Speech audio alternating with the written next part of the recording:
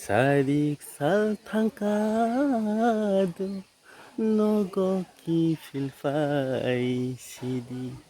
Owani kani jadona ho Owani kani jadona Sari saltangkado nogo ki filfai sidi Owani kani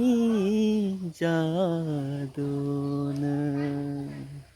ho Owani kani jadona Laisa kaisa jab jagai bekerang soka Haini bagai birsai tangna nangka Laisa kaisa jab jagai bekerang soka Haini bagai birsai tangna nangka Hojlaini jalabai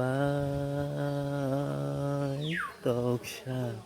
Birsawi tangna ni nangka